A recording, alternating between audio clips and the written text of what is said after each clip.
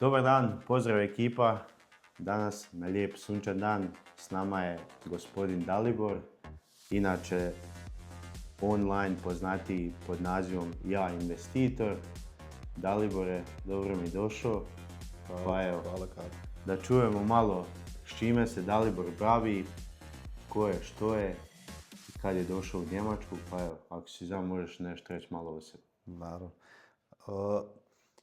Ja ću onako malo opuštenije u svemu tome, neću puno da sad nešto tu pravimo neku preozbiljnu neku priču. Nadam se da će biti tvojim gledalcima zanimljivo. Ono što iskreno moram da kažem, ako budeš tražio puno pratioca, onda ti je bolje da biraš malo drugačije goste, jer nažalost, to je stvarno tako ti kažem, teme financija, investiranja, zarade, gdje čovjek mora da preuzme malo odgovornosti, pogotovo gastarbajteri, to nije baš tako popularno. Nema veze, stavit ćemo naslov ETF prevare. Da. Ne. Kako se obogatiti preko noći u Njemačkoj. Top. To ti je top naslov, odmah i evo puno pregleda. I šalom stranu, to je stvarno tako. Nažalost je tako. Za moje kanale meni to odgovara. Ja da ti kažem, jako puno ljudi blokiram s kanala koji čim počnu bilo kakve uvrede. Znaš, malo ljudi hoće da preuzme odgovornost. O ovome što ja pričam, tu mora se preuzme odgovornost za sebe, za svoj život, za porodicu, za financije. Mora malo čovjek da se trudi. Ne, mora da prestane da krivi druge, da krivi sve naše premijere i ovdje od Angele Merkel, poreski sistem, državni sistem, sve ostalo. Mora čovjek da za sve greške svoje preuzme odgovornost, da se potrudi, da zavrne rukave. Ali, nažalost, to nije tema za široke publike. Tako je da. Meni to odgovara, ja na mojim kanalima ne tražim kvantitet, ne živim od pregleda, od reklama, od toga. Ja tražim kvalitet, tako da meni je to za moj način snimanja odgovara, a za tvoj ja ti više predlažem možda vidjet ćemo, neke zanimljivije teme.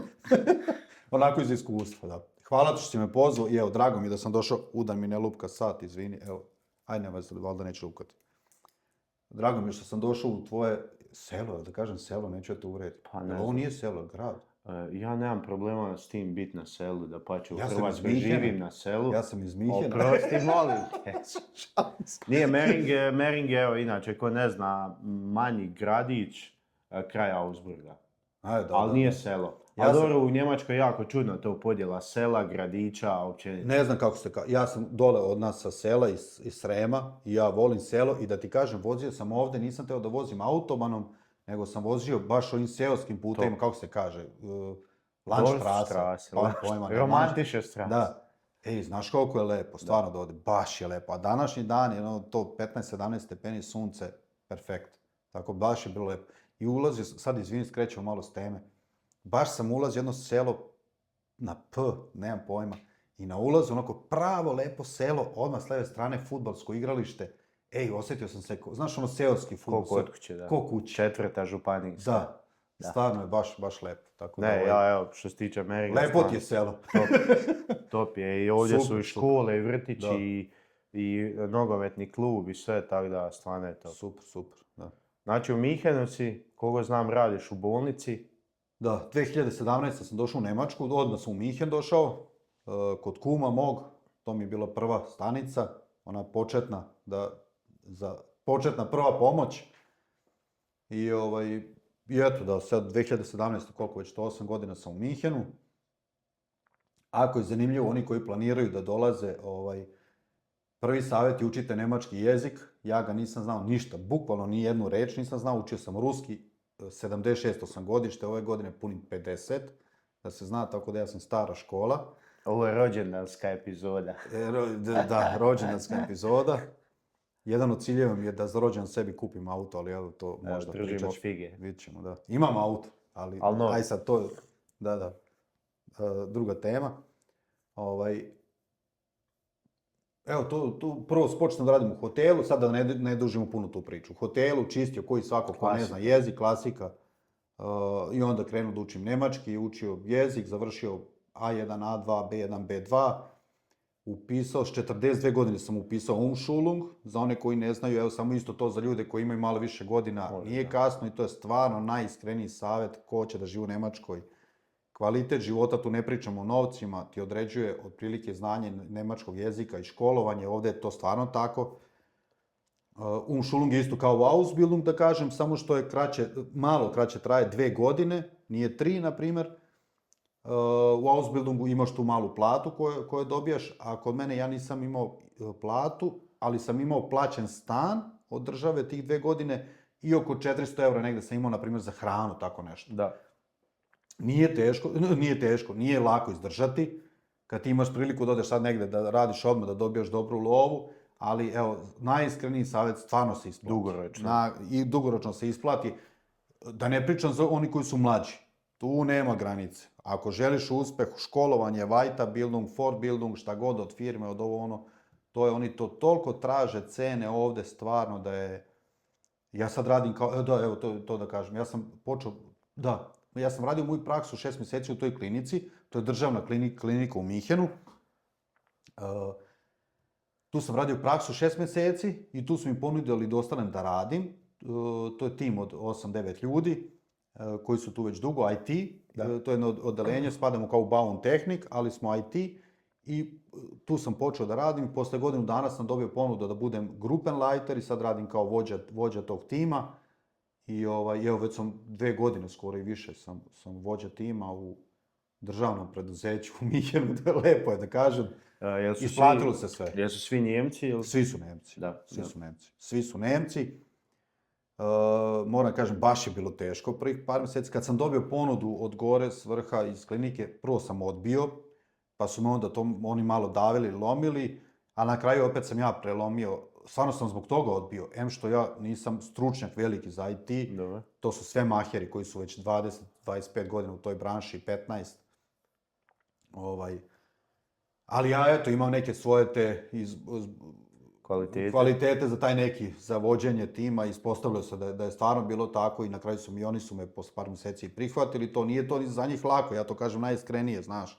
Sad je došao neki Ausländer, bio nam je tu Azubi na praksi, odjednom on šef posle godinu dana i kad se stavimo u njihovu poziciju nije to baš lako. Pa dobro, mislim, gle, ali prošlo je vrijeme. Za bit šef, za vod, nije uvijek najpotrebnije imati neku školu ili neki fakultet. Neki bi rekli da je to čak najmanje bitno. Ako ti znaš voditi tim i ako tim prepozna tebe kao vođu, onda je nebitno da li ti imaš fakultet ili ne, ili školu. Naravno, moraš znati svoj posao, to moraš znati, ali je bolje da imaš pametnije od sebe u timu, oni su, što se tiče tima, maheri, da kažem istinu. Moje je da organizujem, usmeravam, delim zadatke, da to funkcioniše lepo i evo da kažem da kucam u drvo, evo već više, da ne kucam zbog mikrofona puno. Funkcioniše, dobro ide, super. Dobro. To je nešto u poslu. Dalibor, znači uz taj posao u slobodno vrijeme se baviš investiranjem, poboljšanjem, ajmo reći, mirovina za naše ljude u Njemačkoj, kako ostvariti neku bolju mirovinu. Pa evo, ako nam možeš reći malo nešto više o tome, možemo se prvo fokusirati, ajmo reći, na te... To je trenutno najveća problematika, jer je postalo sada onako otprilike, svi pričaju o tome, čak i država Nemačka, imali ste, ako si gledao kancelar Nemačke, je pre nedelju dana javno rekao na pozornici pred najvećim bankarima da je penzija u Nemačkoj u budućnosti je planirana kao samo neka osnovna sigurnost. Znači, eto, da ne budeš gladan i žedan i da imaš krov nad glavom, koliki će to krov biti, otprilike to je to, ali to je suština. Istina je da nije morao on to da izađe da kaže, to se zna već dugo sad, nažalost, ali to ljudi ne veruju, pogotovo ima stvarno puno ljudi koji u Nemačkoj imaju potpuno pogrešnu predstavu kolika će penzija u Nemačkoj biti. Ne biti kolika jeste, ali koliko će penziju dobiti. Ajmo se odmah fokusirati, to znam. Naš čovjek, evo me u Njemačkoj, 5 godina sam dole i imam mirovinu 270 eura i idem kući. Imam ja ovdje sam zapisao, ja volim to sada da zapišem te neke situacije. Ali samo da se još vratim jedan korak nazad kad si rekao da se bavim investiranjem. Ja sam počeo da investiram kad sam došao krajem 2017. na berzu.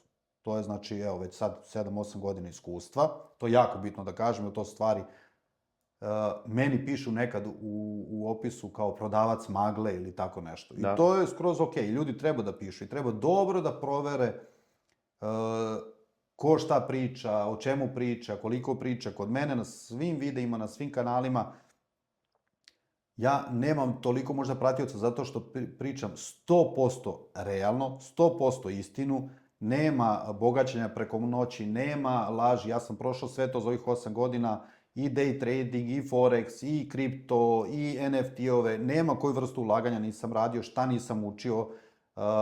I na kraju sam došao do ovog najsigurnijeg, dugoročnog i po meni najboljeg investiranja koje postoji, to je dugoročno investiranje u ETF-ove koji može da radi svako, bukvalno svako od nas, evo da kažem. Dobro. Ja ne znam da li postoji osoba, to je toliko jednostavno, nažalost ima jedna mana, dosadno je, ali tu se pravi razlika.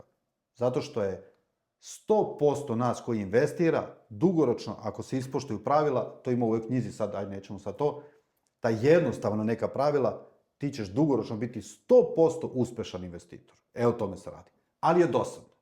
Nije ko na filmovima, znaš, ono čartovi, Vuk sa Wall Streeta, znaš. Da. Ljudi to vole da predstave malo onako, znaš, koji se tim bave, da onda mi smo malo bitni, znaš, kao ja sam sad... Pa ljudi to investiram na zapravo berzu. očekuju. To nema veze sa tim ljudi. Kad se kaže, ja moram, izvini Karlo, ako nekad neke digresije pravim, to su onako česta pitanja koje dobijam i to, da iskoristim priliku da objasnim ljudima. Kada mi kažemo broker, na primjer sad ovdje u Nemačkoj, bilo gde, nebitno Nemačka, broker nije čovek kao pre 20-30 godina. Dobre. Kada kažem investiraj na brokeru, to ti je investiraj na običnoj aplikaciji. To ti je aplikacija na telefonu jednostavnije od svake igrice. Kao bank konto, samo što treba da se prijaviš, registruješ, da se potvrdi identitet i to je to. To je broker. O tome se radi. Ti više nemaš posrednika, na primjer mene, koji uzimam debele provizije, imaš brokera, odnosno aplikaciju na telefonu, koja ti je ili besplatna ili, na primjer, 1 euro po transakciji, što je, evo, samo da raščistimo tu stvar. To nešto tipa trading. Puno ih ima. Dobro. Ja ću, ako se ti budeš složio, ja bih volio da ostavim neke moje linkove ispod ovog videa kod tebe, ako ti to nije problem. Tako da ljudi će imati i za knjigu, i za aplikaciju, i za moj web sajt, i za to, ako to. Da odmah raščistimo na početku. Postoje nekoliko vrsta, što mi je jako bitno da kažem na početku. Za one koji će pisati, evo ga, ovaj hoće da se ugradi, da se prodavac magle. Sve što ja ovo sad pričam, svoje investiranje, svako od vas može da uredi sam bez mene. Sve. Ja sam puno toga imao na mom YouTube kanalu, na mom web sajtu aplikacija, sve na našem jeziku, na YouTube su svi videi besplatni, sve objašnjeno, mora da se uloži malo vremena, da se to istraži i radiš bukvalno sve. Nemaš sa mnom ništa. To je za one koji kažu ovo će se ugradi. Postoji još i oni koji... Postoji druga vrsta investiranja, to su ETF police, to ćemo preći posle.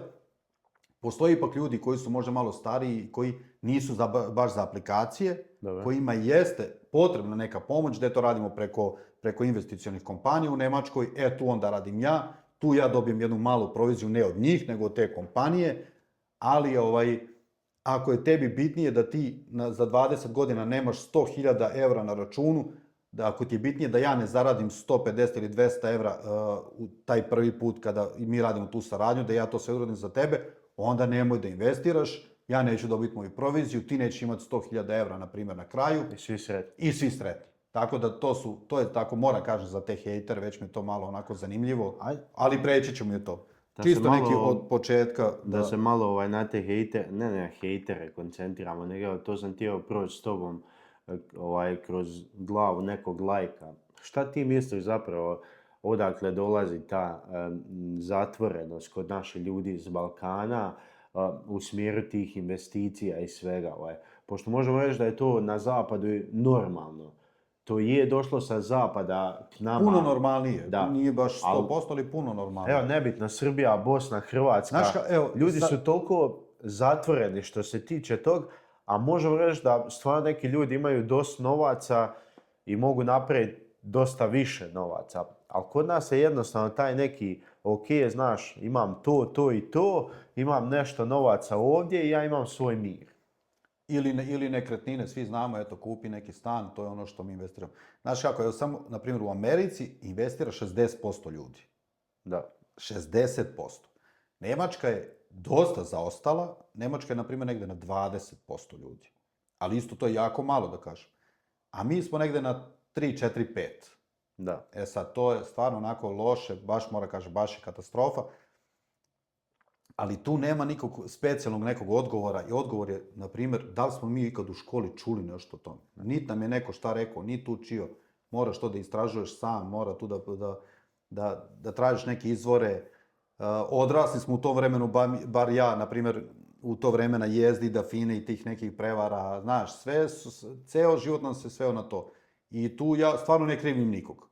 Ali je, nažalost, to je stvarno moguće, ali ljudi ne znaju šta je berza, šta je ETF, šta je složena kamata, to je onako jaka neka matematika. Kad ja kažem nekom da, na primjer, sad samo ću da lupim cifru, poslije ću reći tačne neke cifre. Sa 100 eura mesečno za 40 godina on napravi, na primjer, 500.000 eura, a uložio je samo, na primjer, 10-20% svog novca. Sve ostalo pravi složena kamata. To je kao jedna mašina za novac. Stvarno, to je mašina za novac. Ljudi kažu, da li si ti bolestan, jesi ti normalan, gde ima 7%, evo ga prevarant naš. Samo je potrebno, samo malo, evo ukucate sad u ChatGPT i Google šta je složena kamata i to je tako jednostavna formula i to je jednostavna mašina za novac, evo kako bih rekao, znaš. Suština, mi znamo samo za nekretnine, znaš, ali je suština i ovog investiranja da ti investiraš 5, 10, 20, 25 eura mesečno, kad koliko imaš. Sad, na primjer, ti si zaradio nešto za vikend, 200-300 evra, šta ćeš ti sa 200-300 evra? Nećeš kupiti nekretninu, a tako? Ili ćeš otići u kafanu, ili ćete otići u restoran, ili ćeš otići kupiti nove patike, iako imaš već 4 patika, kupit ćeš neku novu igricu za to, ili, znaš, Da, kužim. ti ćeš odeše par. Ali ti kad zaradiš ti 300 evra, ti kažeš, 200 ću da ubacim u moj ETF. Ubacit ću u moju mašinu za pare. Znaš, tako. I to je stvarno tako. Otiđi ti na sladoled u restoran i to, ali nemoj sad popit 20 piva, popit 2 piva. Nemoj, šta će ti 4. Nike, šta će ti Rolex, ili ne mora Rolex, ili znaš šta mislim. Da. Ili Lacosta 5, 10. Znaš, suština je toga što ti možda po 10, 5, 20, 25, kad koliko imaš. Klikneš na telefon, evo ga, ode u mašinu za novac i to je to. Zbog toga je puno, ja kažem, najbolja investicijna stvar. Nekretnine su super, naravno, zlato je super, sve je to okej. Ali za to ipak treba veći kapital, puno ozbiljnije istraživanje.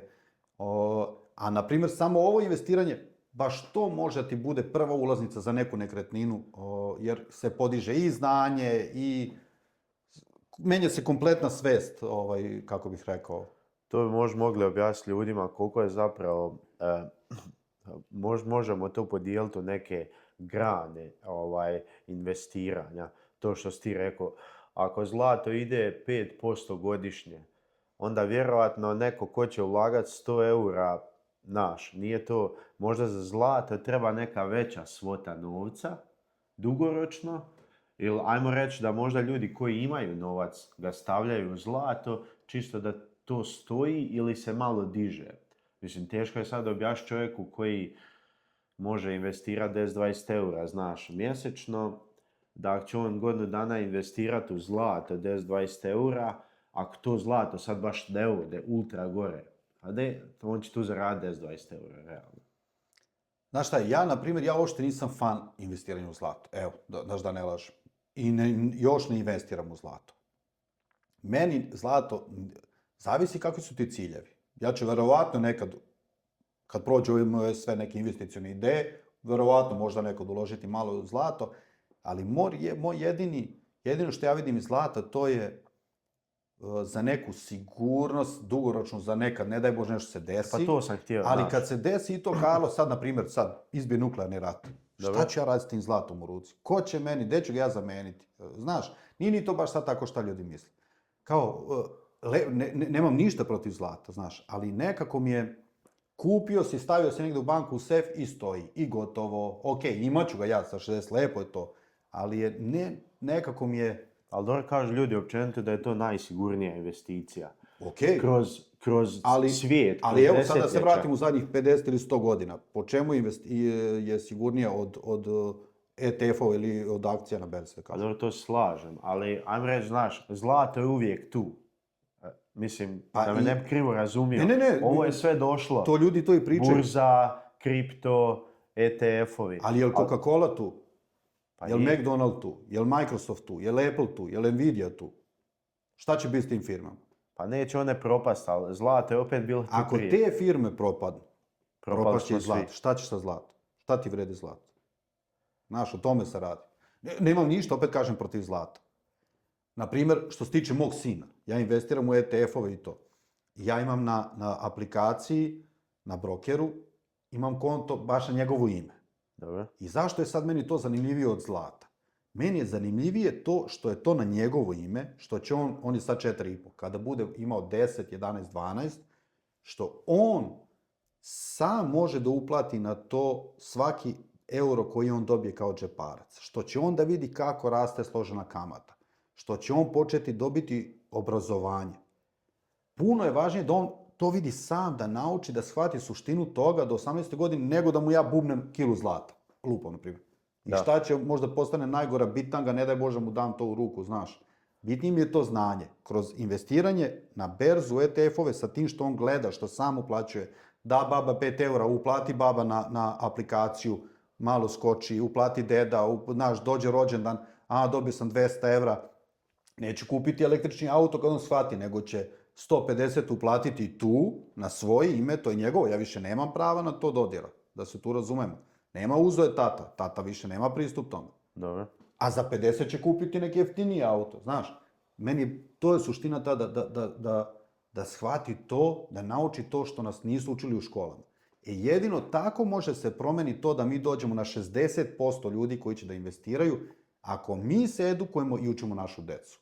Sa zlatom to nećeš dobiti. Lepo je, znaš, ali svako ima svoje ciljeve, da se razumemo. Neko investira u Lego kocke, znaš da možda investiraš u Lego. Kupiš limitirane akcije, izdanja, Da. napraviš Lego i on za par godina vredi više. Možda kupiš Rolex, možda kupiš da investiraš u viski, u ograničene izdanja. Toga stoji. To je zapravo, možemo reći da je Bitno sve se investicije. Tako je. Sad, znaš kako bi ti rekao, ljudi mora da se krene od početka. Bitno je da naučiš šta je aktiva, šta je pasiva. Aktiva znači ulažeš u nešto što ti donosi pare, pasiva je u nešto što ti odnosi pare. Aktiva, investicija možda bude i 10 kokošaka, donose jaje, razumeš, nešto si dobio. A pasiva je patike, more, sat, restoran, kafana, alkohol, kladionica, auto, da ne pričam za nas kad ste bajtere, neću polazim više puno u tu temu, katastrofa. Dođeš, prva plata, auto od 50.000 evra i ode sve, ceo život. Koliko je zapravo to najgluplji potez ikad? Mislim, da te prekinem, ja sam isto došao u Njemačku, kod svog kuma, evo, ista priča, znači čovjek me odvezao u hotel, pokazao mi kako funkcionira S-Bahn i sutra sam išao u Deutsche Post na posao. Dvije stvari je on meni dao savjet na početku, jednu neću spominjati, a druga je bila nemoj prve 3 platne liste ići kupiti auto. Po meni najvažnija stvar koja postoji ovdje, stvarno to kažem iskreno, ja nemam ništa protiv ljudi i treba da kupuju auto, moraš i da se kupe, samo nemoj odmah. Nemoj odmah najskuplji, nemoj odmah, jer to je tu, ti sad dobijaš sa jednom platnom listom auto, bez problema od 50.000 evra. Ali tu su velike greške, to su takve omče oko vrata, jer prvo, treba da prođe par mjeseci da ti vidiš da li si ti za Njemačku, da li je Njemačka za tebe, da li je to dobra firma, da li ćeš ti biti depresivan za 3 mjeseca, za 6, da li će ti se smučiti sve, koliko ćeš platiti stan, pusti samo malo da prođe. Ako baš moraš da ideš autom, da živiš na nekom selu, kupi auto od par hiljada. Pusti nekih 6 mjeseci, onda kupi auto od 50.000, nema veze. Naprimjer, greška, znaš, neki kad kažu kao, dođe, počne da radi i ja ću sad uzeti mini job da plaćam auto. Taj ko nije probao da radi mini job, taj ne zna šta je mini job. Kada ti budeš mini job radio 3 mjeseca, svaki dan otišao sat i po da čistiš ili nešto drugo, nebitno sad samo kažem, svaki dan za tih 500 eura i ti tako moraš narednih 5, 10, 20 godina. Pa da li neko zna šta to znači? Ti si odradio svoju smenu 5 sati i ti sad moraš u 7 da ideš uveče da očistiš neki biro. sat vremena. To nije teško, ali ti ćeš posle 2 mjeseca plakati. Ima ljudi koji idu, puno jako ljudi idu, ali nije to tako lako, to hoću da kažem. Kao ja ću. Ljudi ne shvaćaju. Ok, ljudi Kada misle... ga budeš radio 3 mjeseca i kad vidiš, ok, ja to mogu, onda kupi auto. To je ok. Ali auto je, znaš šta je, ja kao plaćam samo, kaže kao ja samo plaćam kredit, ratu 250 eura. Pa to je takva laž. Nema auto u Njemačkoj koji kupiš da te košta manje od 500 eura mjesečno. Nema. To ko kaže, gume, benzin, servisi, popravke, ne daj Bože, čuda, Osiguranje. osiguranje, svašta. To nije to samo auto i 250 eura samo kredit. To je puno toga. Kogo Ti sad zapravo vidi ljudi koliko je- zavaravaju tu kad kupuju auto, financiraju 5 godina, 250 eura mjesečno i što je njemu najbitnije, 250 eura mjesečno. Kogo se zapravo zavaravaju da ne vide ove ostale troškove, a tu zapravo dolazimo... Zavara sam sebe, valjda, znaš, i onda kad to krene na naplatu, kad ode prvi servis, pa drugi servis, pa zimske gume, pa letnje gume, pa odeš samo da ti neko promijeni gume, moraš da platiš 50 eura. Ok, možeš ti i sam, svako ima to neko komšiju, snađemo se mi, to je sad za one koji će odmah se uhvate za neku reč, ali je suština bitna. Da. Nemojte, ili, znaš, evo sad i stvarno neko najiskreniji savjet, kao ako kupuješ auto, pogotovo da bi zadivio nekog drugog, to je najveća životna tragedija. Znači, tu ima jedna rečenica.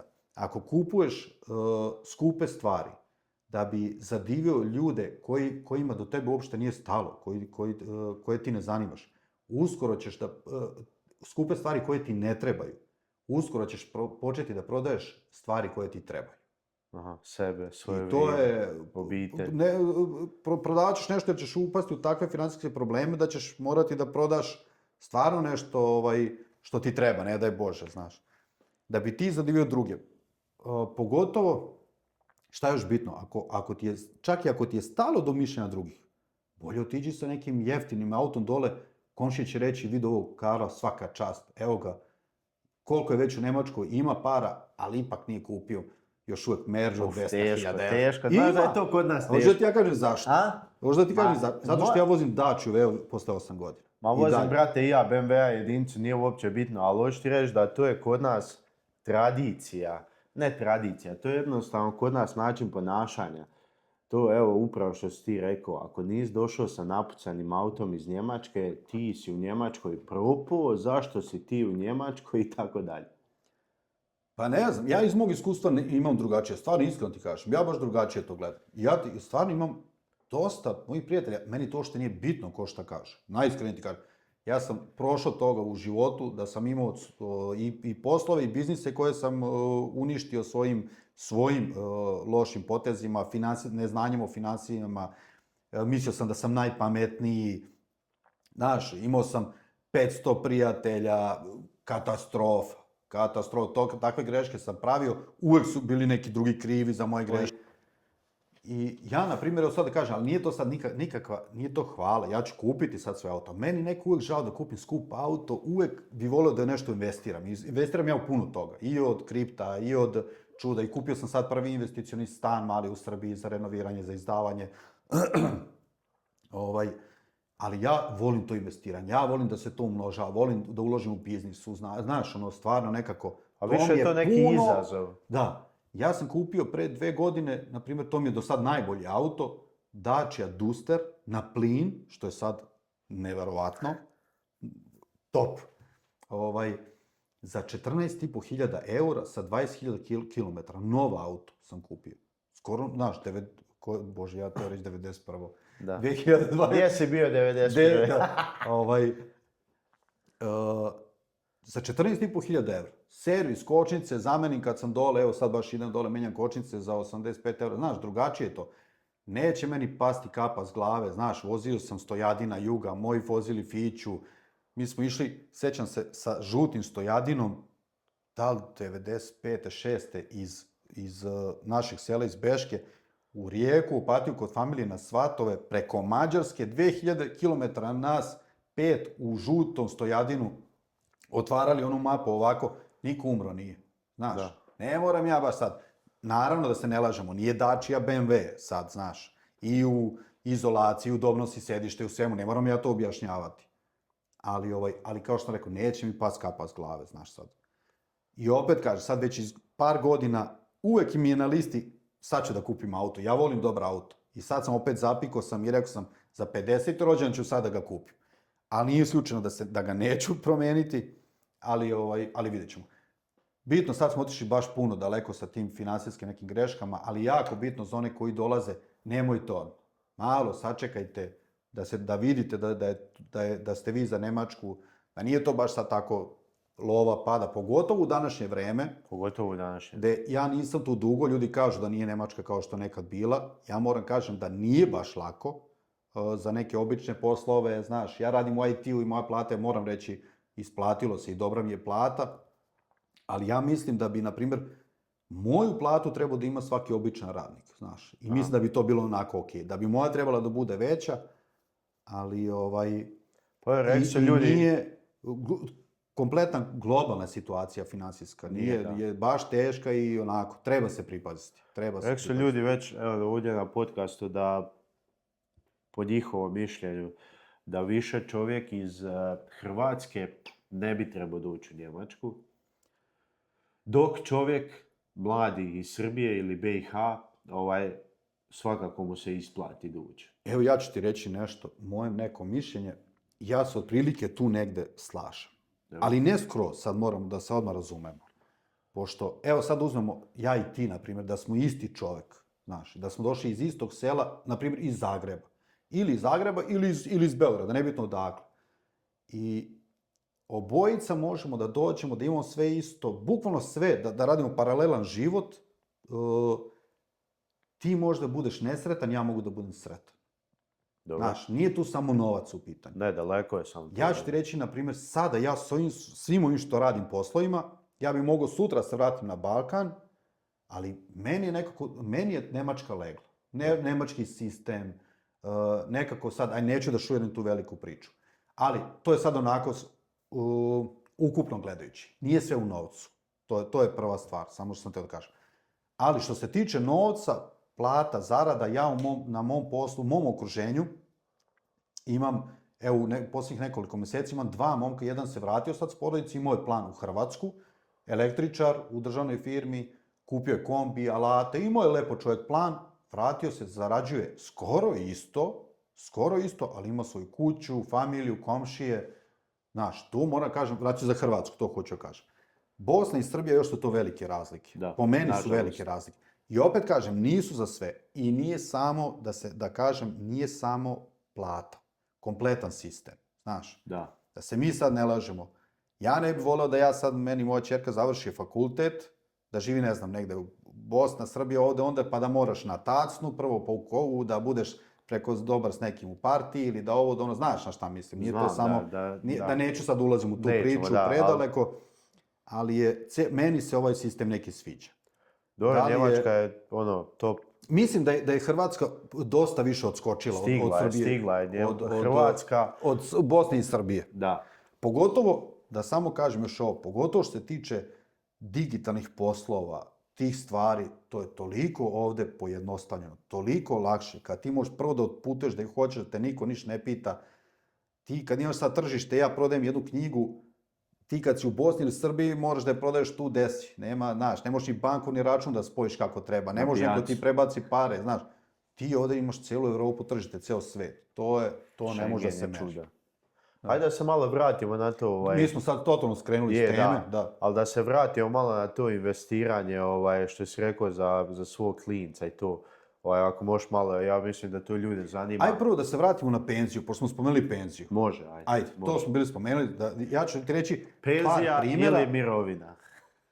Mirovina ili penzija ili renta, da kažem, pošto smo u Nemačkoj. Svako jako lako može izračuna. To je prvo i osnovno. Kolika će ti biti penzija. Neće ti nju izračunati tačno u euro. Znaš, neće se sećati sad koliko si imao platu baš pre 10 godina u nekoj firmi. Ali nešto otprilike. Ja ću sad ovdje pročitati. Čak mogu da poslu komentar, ja ću napisati tačnu računicu u tvom komentaru da ljudi mogu tačno sami da izračunaju. Penzija, prvo da kažem, postoje velike zablude da je neko ko radi, to što si rekao, 5 godina. Puno jako ljudi piše, ja ću da samo 5 godina, i meni je dosta penzije u Njemačkoj, vraćam se dole. To slobodno navesti objasni primjer. detaljno, da. Njemačka u penziji se računa poenima. Za jedan poen da bi dobio, moraš da zaradiš godišnje 51.944 eura. Znači, 52.000 eura bruto imaš jedan poen Dobro. godišnje. Kada bi to preveo na mesečnu platu, znači ti moraš imati malo više od 4.300 eura bruto mesečnu platu da bi za tu godinu dobio jedan poen. Ovo što sad govorim, samo da se razumemo, to je sad kreće od juna ove godine. Dobro. Trenutno je malo manje, ali ovo je sa povećanjem. Dobro. Znači, ovo je još, sad je trenutno još gore. Znači, ovo je u najboljoj varijanti što dolazi. E sad, jedan poen ti vredi 42 eura zarez 52 centa. Računica je sljedeća. Penzija, renta, mirovina je jednako broj poena puta 42,52 eura. E sad, ja ću ti reći 3 tačna primjera, neka otprilike, i tu ljudi mogu odmah otprilike da se pronađu. Prvo i osnovno, jako puno naših ljudi nema platu mesečnu 4.300 eura bruto. Teško. Jako puno. To je, pojedinci imaju. Znaš šta, samo još da napomenem. Tu nisam sad siguran, tu se odmah ograđujem, ali imao sam drugara s kojim sam pričao koji vozi kamion. I oni imaju, on na kraju mjeseca ima stvarno dobru platu. Dobije puno neto. Ali to su sve neki dodaci. Uberštunde I naše. to uopšte ne ide u bruto. I to uopšte ne ide u penziju. On će imati penziju kao prodavačica u Lidlu na kasi. Dobro. To je jako važno da ljudi razmisle. Ja i u to nisam 100% siguran, ali kad smo mi pričali, na kraju to je ispalo tako. Dobro. Kad neko misli ja dobijem puno neto, ako dobiješ te neke dodatke, to ti ne ulazi u penziju, ali ajde o tom potom. Prvi primjer ćemo uzeti da radiš 40 godina u Njemačkoj, znači 40 godina, ceo život, i da imaš tu platu od 4.333 eura bruto, ceo život da imaš tu dobru platu. Ja sad neću ajde reću, to je 40 poena puta 42 eura, to je penzija bruto 1.700 eura, bruto. Što je neto negde oko 1.450 eura, evo da kažem 1.500 eura. Znači 40 godina sa sjajnom platom od 4.300 eura bruto, imat ćeš platu 1.500 eura neto. Ja mislim da nas gastarbajtera ima jako malo to. To je idealna Tu negdje imaju Nemci, idealna situacija da kažem. Kad ti ceo život ovde, ja na primjer da radim još 10 godina, na primjer imam neki svoj plan da idem ranije u penziju, u mirovinu, vidjet ćemo gde je dole, da li će to biti, sad nije ni bitno, da li imam 3 opcije, ili moje selo, ako to bude, ako Srbija uđe u Evropsku uniju, što je mala verovatnoća zbog mojih poslova, ili Hrvatska ili Slovenija mi je sad nekako ulazi u prvi plan. To je ta neka idealna verzija. Ajde, uzet ćemo sad neku drugi primjer, nekog prosječnog, da kažem, gastarbajtera. 20 godina da radiš sa 3.500 bruto. Ajde. I tu imaju dosta ljudi manje, ali ajde da kažemo neki prosjek. Dobro, da. 3.500 bruto, 20 godina. Ti sa 3.500 bruto imaš 0,8 poena godišnje. To je 34 eura za tu godinu dobijaš. Znači, 20 godina, kad se izračuna, znači 20 godina 3.500 eura bruto. To je jako, znaš, 20 godina 3.500 bruto. Tvoja penzija je 680 eura bruto. Bruto. Što je Neka bude i 700, da se sad neko ne uhvati za... Dobre. Ali od toga više biti neće. Što je neto, da kažemo, 600 eura. Znači, 20 godina radiš za 3.500 eura bruto, 600 eura penzije. Ja mislim da ta penzija ni u Hrvatskoj više nije dovoljna. Nije. Ja mislim. Ja ti potvrđujem. U Srbiji može da bude okej, je okej da kažem istinu, ko ima svoju kuću, stariji ljudi, daj Bože da si zdrav, živ, da to, 600 eura neto je okej. I samo još jedan primjer, treći, koji najčešći primjer, ja ću samo 5 godina da zaradim penziju i vraćam se nazad. Dobro. 5 godina da radiš. Da kažemo 3.000 bruto, jer nećeš ti odmah biti neki šef ili ne znam šta sad biti neki veliki rad. Šta možda radiš prvih 5 godina? U prosjeku da kažemo 3.000 bruto. Neka bude i malo više. To je 0,82 poena godišnje, ukupno 4,1 poen, što je ukupna penzija bruto nakon 5 godina 175 eura. I neto, aj neće biti puno da se odbije, dobit ćeš oko 150 eura. Znači, da zarađuješ i malo više, i 3,5 i 4.000 bruto, tih 5 godina, nećeš imati veću penziju od 180 eura. Evo, to je za one koji kažu, ja ću 5 godina pa ću da se vratim nazad. Sa 180 eura u Srbiji ne možeš da platiš plin da se greješ na plin. Ja ne znam šta će neko da radi sa tom penzijom, sa tih 5 godina. To je bolesno, nisam to znao. Svako ko ne veruje ili misli bilo šta drugačije, ja ću napisati računicu ispod u video, da svako može izračuna. Ti sad koliko si ti u Nemačkoj, otprilike znaš koliko si mu platu, evo za minut ćeš izračunati otprilike koliko će ti biti penzija. Tako da ovo je čista matematika. Nažalost, jedna bitna stvar, situacija neće biti bolja, bit će samo gora, jer će se raditi još duže.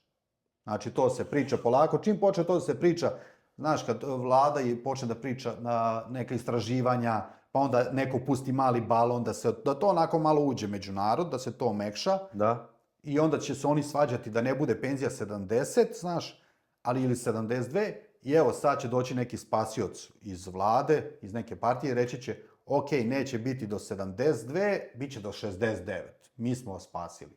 Znaš, bit će lošije. I ono što kažem, prošle nedelje zvanično ljudi govore iz državnog sistema, stvarajte svoju privatnu penziju, od naše penzije ćete imati za hleb i za lekove. Ili za kruh i za lekove.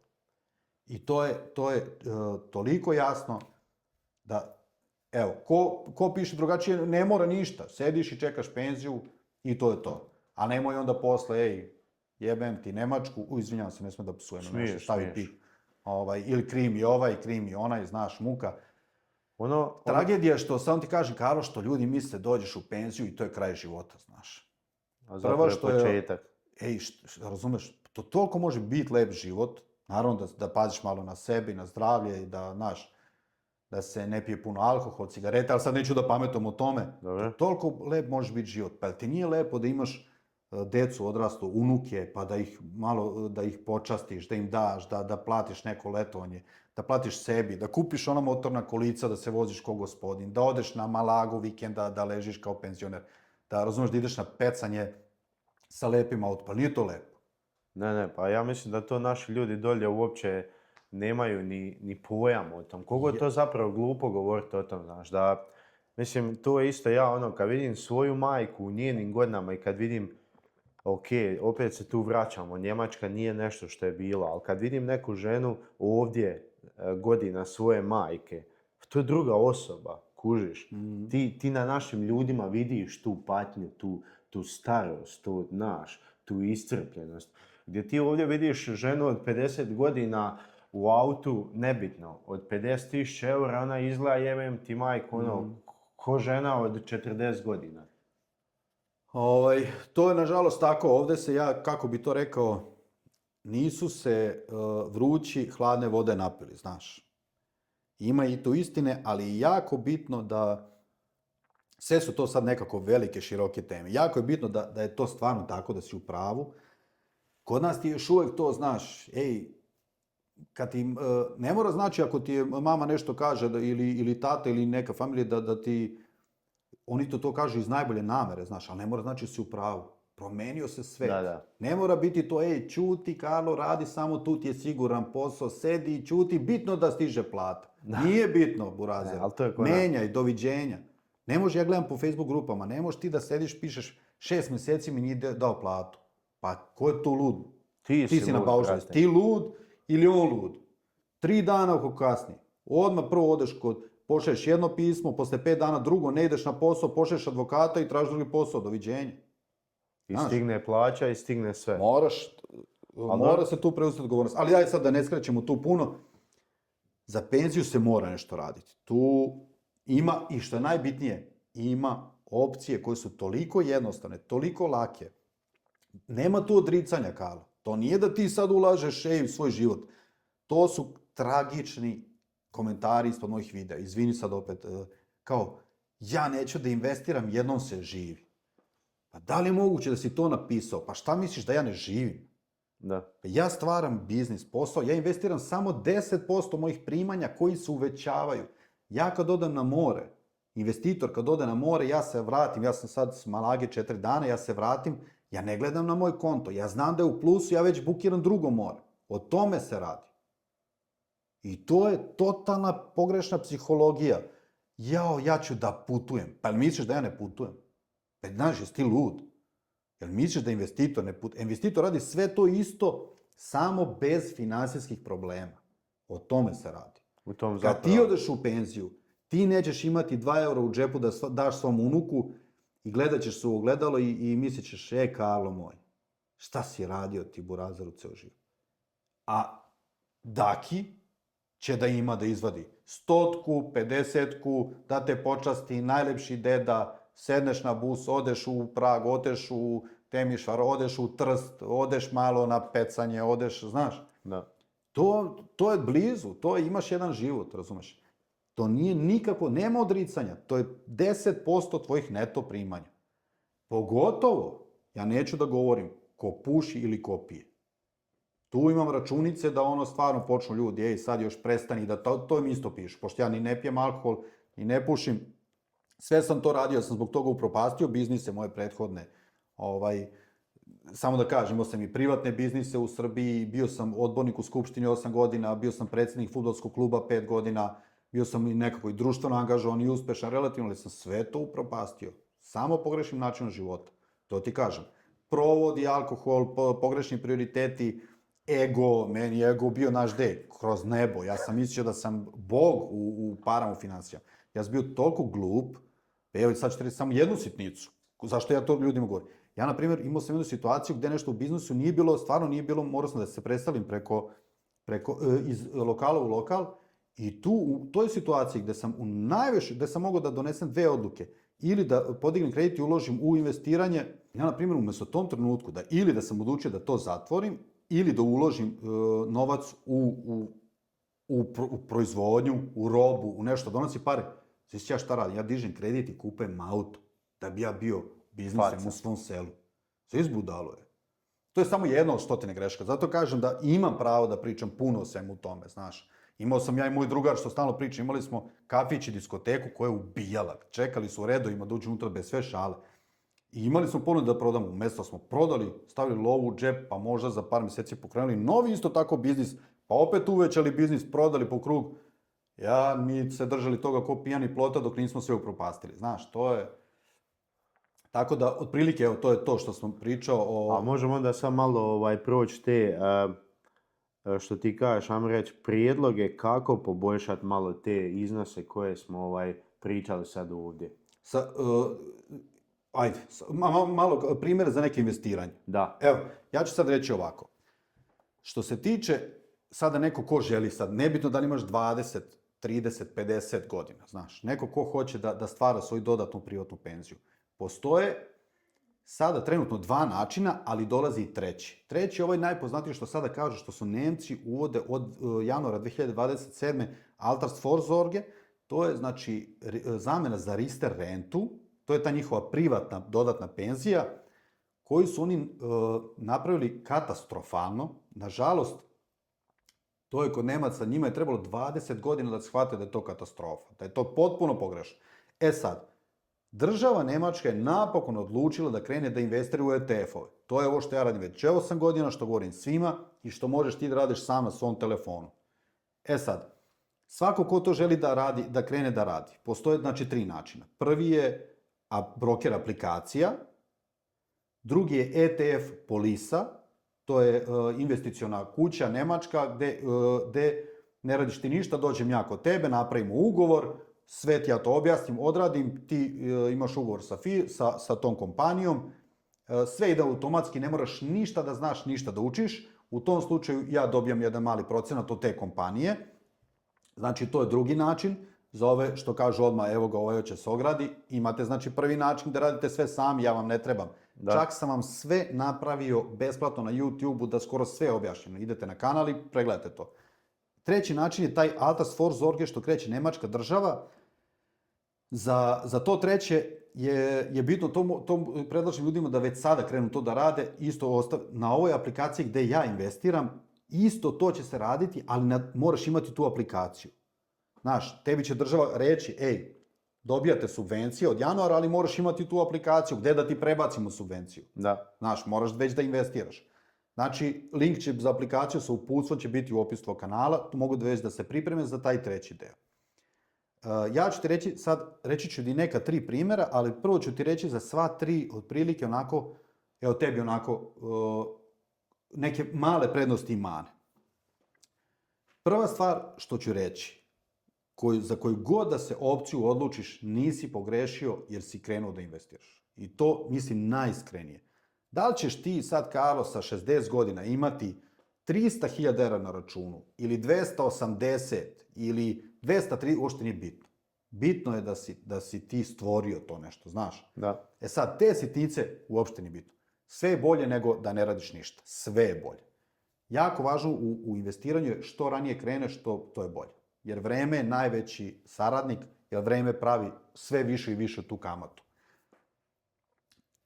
Brokera sa nekim ocenama od 0 do 10 ćemo reći. I ovo sad govorim za nas gastarbajtere, ne za Nemce. Kada bih dao neke ocene od 0 do 10, broker aplikaciju bi preporučio jako puno ljudi, na primjer, sada sve u svemu, ja neću da pričam sve onako pojedinačno. Na primjer, dao bih ocenu, na primjer, 9 od 10. Dobro. I negdje imaš manje troškove, u ETF policiji imaš veće troškove, ali imaš bolji porez. Sad neću da ulazim široko u to. Bitna je suština. ETF polisa, gde ne moraš ništa da radiš, tu bih dao ocenu 8 od 10. Ima stvarno puno svojih prednosti. Ima nekih nekoliko mana. Bitno je da u prvih 5 godina ne dižeš novac zbog malo većih troškova i tako to. Ali, na primjer, najveća prednost, ne moraš ništa da znaš. Jer imam ja ljude koji mi pišu, evo imao sam sad jednu ženu koja je to napravila. Ona je žena, na primjer, samohrana majka, 40 nešto godina, ima 2 ćerke, niti zna šta o aplikacijama, malo o tehnologiji, hoće za ćerke da investira. Šta ona sad ima da to istražuje, da li je to sigurno, da li nije. Ovako mi obavimo razgovor, besplatan razgovor od prvih sat vremena, konsultacije, odradio sve ti prikažem tačno od A do Š kako jeste, to je nemačka kompanija za ceo svet koji radi i tebi dobiješ izveštaj jednom godišnje i to je za takve ljude jedna idealna stvar. Sad, ako ti si investirao na brokera, ti ćeš nakon 20 godina, na primjer, imati, sada samo lupam, 200.000 €, ja preko ETF polise ću možda imati 180.000 €, ali ne radim ništa, siguran sam, nemam nikakav stres, moje deca su sigurna na njihovo ime, znaš, tu je ona velika neka prednost. I treća stvar je Altersvorsorge, to je ta nemački sistem za koji moraš imati tu aplikaciju, koja kreće od januara, što sam rekao, subvencije su, stvarno kažem, sjajne. Ti imaš tu sada, mislim da sam zapisao, sad ću odmah da ti objasnim Altersvorsorge tačno šta znači to ljudima. Ne, prvo ću samo ukratko ti kažem, pa ću posle objasniti. Subvencije su odlične, ali za nas gastarbajtere, za većinu, opet kažem, ne za sve, za mene zašto ta opcija otpada, je to što kod ovog nemačke privatne penzije ne možeš da digneš novac pre 67. godine. U prva dve možeš, na brokeru u svakom momentu i na ovom drugom, samo je bitno ne odmah, ali na nemačkom sistemu imat ćeš više novca, ali ne možeš da ga digneš pre 67. A druga još lošija stvar je što uopšte ne možeš da digneš sam novac, nego samo 30%.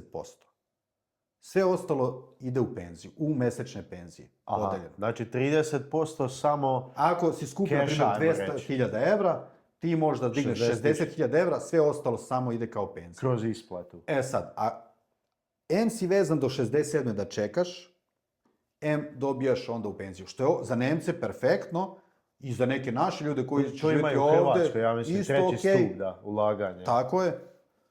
Ali, na primjer, za mene i za puno ljudi, ja više volim da sam ja fleksibilniji.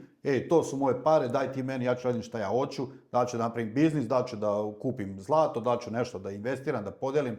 Nije te ni briga. Moj novac, zbog toga novac je veći na kraju, ali je fleksibilnost jako, jako, jako malo. kad smo već to rekli, ako hoće da ti ispričam samo kratko kakve su tu prednosti kad dođe taj u januaru 2027. Altars Forzog je te subvencije od države. Ajmo reći onda da je to isključivo za ljude koji su 100% odlučili, ne znam, da žele živjeti ovdje do kraja života. Možemo tako reći. Možemo, ili na primjer i ti, ja sad to iskreno ne znam kako, ali verovatno i ti kad se vratiš za Hrvatsku ili za Srbiju, za Bosnu, ti ćeš dobijati tu penziju. Aha. Ti ćeš dobijati sigurno. A što Ali se ne tiče možeš da digneš lokacije, novac. što se tiče lokacije je fleksibilno. Dobro. Ali je baš samo kao penzija. Dobro. Ne možeš da digneš novac. Dobro. Meni je to onako Jel nezanimljivo. možemo onda reći za ljude kojima nije bitno da izvuku toliko gotovine, odnosno novca odjednom, ali kroz dugoročno će to biti isplaćeno. I tako je. I za oni koji su sigurni da spremni su do 67. da čekaju. Što će možda biti 69 nekad, znaš. I to je veliki minus. Znaš, ja na primjer hoću u penziju, moj cilj je u penzije sa 60. Dobro. To je maksimala. I to je 100%. Ja mogu samo da ostvarim da budem pre. Ja znam sve čime se bavim i kako radim moj sistem. Ali ja šta sad onda? Ja sam sad to investirao i hoću sad sa 55, na primjer, u penziju, u Majorku ili negde, koju ja onda moram čekam do 67. Ne mogu ni 1 euro da uzmem. Da, znaš. kužim, da. Nemaš niti 60.000 da uzmeš. Ja sad moram da čekam još 10 godina do te. Ali opet kažem, sve je bolje nego ništa. Sve je bolje. Da. E sad, što se toga tiče, kako ćeš ti sa zlatom? Šta ćeš ti sa zlatom? Da kupuješ sad svaki mjesec pomalo, gdje da staviš, da u banku nosi, čuvaj, pa kad odeš... Mislim da su se krivo razumjeli što se tiče toga. Ja sam samo možda htio reći da bogatiji ljudi koji imaju više novaca, će se radije okrenuti zlatu, jer zlato je uvijek tu, znaš. Mislim, zlato je bilo i u doba kauboja i budala, ne, zlato će uvijek vrijediti, tu priče nema, ali ljudi prave velike greške. Evo sad ću ti reći to. Zlato je super, ti kupiš zlato i miran si, znaš, pobediš inflaciju, ko ima firme, fabrike, najbitnije diverzifikacija, nikad ne sve pare na jednu stvar.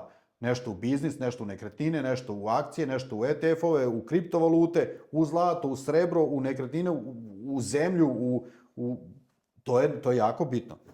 I zlato je super, ali vidi šta rade ljudi, razumeš? To je jako puno, to je sve objašnjeno u ovoj knjizi. To su katastrofalne greške kada ljudi ne znaju ta pravila investiranja. Ta jednostavna pravila investiranja. U ovoj knjizi ja sam ih objasnio, to što sam rekao, tu sve je objašnjeno. Nebitno šta investiraš. Ja imam ženu koja mi je pisala pre mjesec dana, 4-5 poruka, nju su ubedili i to je tačno bilo, to sve mogu čak i da ima na neki video, baš sam pokazivao, naravno nisam rekao njeno ime i sve to, nego sam pokazivao šta je opasno. Kada ljudi se ne razumeju u investiranje. Nebitno da li je zlato, srebro, ETF, dionice, kriptovalute, pogotovo kriptovalute, nju su ubedili da ona podigne kredit da kupi zlato. Jer zlato uvek raste. I to piše 50% naših ljudi. Zlato uvek raste. Da. Šta se desilo? Zlato je posle 2 mjeseca palo za 16%, da. Srebro za 40%. I sada, ti imaš 50.000 evra si uložio u zlato, sve odjednom bubneš, palo. I sad će mi piše, ko ne veruje, neka pogleda moj video od pre 2 mjeseca, gde su mi puno dole, neću kažem pametnjaković, puno njih tih sveznalica pisali, nemaš ti pojma, vidjet ćeš u ponedjeljak, bit će cena gde je bila u petak. Pročitajte te komentare, pogledajte gde su cene danas, pročitajte šta sam ja u tom videu rekao. Ne postoji osoba na svijetu koja zna kada će nešto da ode gore. Ne postoji. Osim Trumpa. Zlato, ne zna ni Trump. Trump je jedan klovn, jedan običan klovn koji se malo sprda sa berzom, nažalost, i to će proći. Svakog čuda 3 dana i dosta. Jedan običan klovn, da kažem. Nažalost, špekulanti, eto, sa tim se bavi, nešto tvita, kupi, prodaj i nema veze. To su njihove igre za bogataše, na duge staze to je buranija, da kažem istinu. Moje mišljenje, zlato i srebro. Ja mogu da garantujem da će zlato, na primjer, za 50 godina vredeti puno, puno više. Ali kako ti možeš, ko može da garantuje da zlato neće ići narednih 10 godina pomalo na dole? Znaš, ko to može da zna? Ko to može da garantuje? To će samo tržište odlučiti. Može sutra da ode duplo gore. To je samo psihologija. Tu nije ekonomija. Ni na berzi, tu ekonomije nema. Ja pogotovo što pričam za berzu. Kada bi to ekonomisti znali, ti što rade na televiziji što pričaju puno, Ti uzmi kod nas bivša Jugoslavija. Imaš, na primjer, desetine hiljada ekonomista. Svi bi oni bili milioneri. Pogledaj koliko njih u kreditima do guše. To ti je jednostavan primjer. Svako ima nekog komšiju ekonomistu. Zašto nije bogat? Svako ima Razumeš? nekog u obitelji ekonomista. Zašto nisu bogati? Zato što je to psihologija, ne ekonomija. To je jednostavna, toliko jednostavna psihologija koju te ja naučim za sat vremena, a on koji je studirao je do kraja života u kreditima i minusima, a ti ćeš za sat vremena do kraja života biti stalno u plusu. I to je toliko jednostavno. O tome se radi. Alters for Sorge, nećemo sad ulaziti u detalje, to su lepe subvencije, ali ima ove negativne stvari. Ko to želi, ko im je interesantno, mora već da skine aplikaciju, ako to želi neka skine pa kad dođe od januara 27. ali ima još tu vremena, znaš. Da, možeš samo malo proći. Stalno govoriš subvencije. Mislim zbog tebe, sad da ne dajem više sa cifrom. Čisto da objasnimo. Subvencije su ovakve, znači, ja ako uložim nešto u tu moju privatnu penziju, na tog brokera, aplikaciju, država mi dodaje nešto. Sad to ide ovako. Na mojih 50, na moj 1 euro uložen, država mi dodaje 50 centi. Dobro. Ali do 360 eura. Ne sad neko uloži 100.000 eura, oni dolaže 50.000 eura, znaš. Da. Do 360 eura godišnje. I onda u nastavku na svaki moj euro oni dodaju 25 centi do 1800 eura. Znači što je stvarno dobra subvencija. Subvencija godišnja sa ovim ide i do 540 eura. Ne ide, nego i 540 eura dobiješ godišnje od države, što je stvarno ok. Sad ima još nešto što je za roditelje, ako ti sam ulažeš 25 eura mesečno minimum, dobijaš još 300 eura godišnje po detetu. Aha. Što je stvarno, na primjer, sada imaš jedno dete i ovo svoje, znači ti imaš 840 eura od države. Samo od države godišnje. Od države godišnje. Oni što te časte za tvoju privatnu penziju.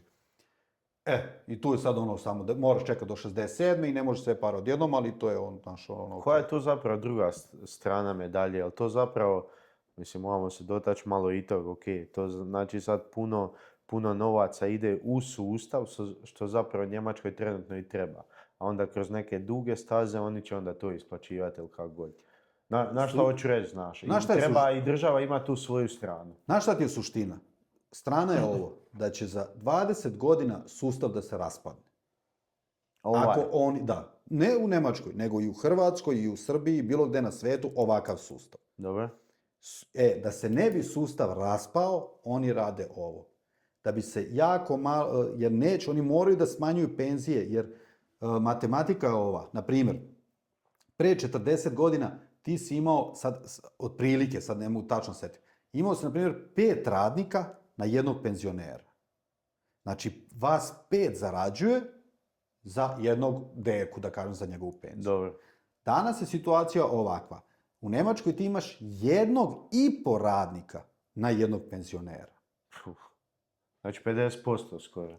A sada vidi, sad samo da malo razmisliš u kom pravcu ide sve. Kako zapošljavanje ide, kako ide sve te. Za 20-30 godina ti ćeš imati manje od jednog radnika na jednog penzionera. I tu se sistem raspada. Aha. Gotovo, jednostavno čim dođe ne to da može. broj umirovljenika je veći od broja radnika. I kad se sistem raspadne, to je onda sad već neka velika filozofija, ljudi su gotovi, nemaš ti više šta od čega će se živi, razumeš, to je, raspada se ceo sistem. Jednostavno ne mogu ni oni to dozvoliti da do toga dođe. Oni moraju da spašaju pre svega svoju guzicu, ne rade oni to što oni tebe vole, sad Karla, mi ćemo tijeti 540 eura da bi te...